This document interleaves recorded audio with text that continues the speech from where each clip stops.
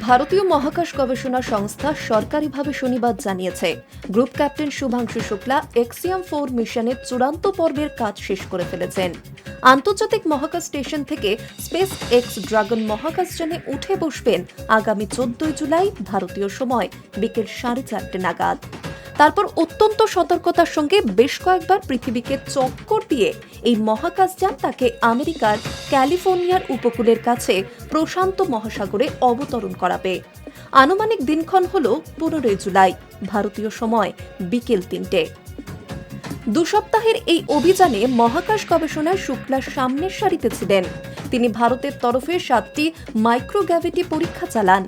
এর মধ্যে ছিল আণুবীক্ষণিক প্রাণী, ভারতীয় জল, ভাল্লুকের অস্তিত্ব রক্ষা ও প্রজনন সংক্রান্ত একটি গবেষণা, মনুষ্য শরীরের উপর পেশিকোষের মহাকাশীয় প্রভাব, নভোচরদের পুষ্টির জন্য সেখানে মেথি ও মুগ ডালের বীজ বপন এবং লাইফ সাপোর্টের সঙ্গে সংযুক্ত সায়ানোব্যাকটেরিয়ার বৃদ্ধি নিয়ে গবেষণা সম্পূর্ণ হয়েছে শুক্লার।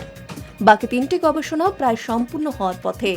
ইসরোর মেডিকেল টিম গোটা অভিযানে শুভাংশু শুক্লার স্বাস্থ্যের উপর গুরুত্ব সহকারে নজর রেখে চলেছে। জানানো হয়েছে, শুক্লা খুবই ভালো ও আনন্দে আছেন। পৃথিবীতে অবতরণের পর প্রায় 1 সপ্তাহ শুক্লাকে ফ্লাইট সার্জনদের নজরদারিতে রাখা হবে। এটা নভোচরদের জন্য অত্যন্ত জরুরি এই কারণে যে সমতলের পরিবেশের সঙ্গে খাপ খাইয়ে নিতে খানিকটা সময় লাগে। Hi news network.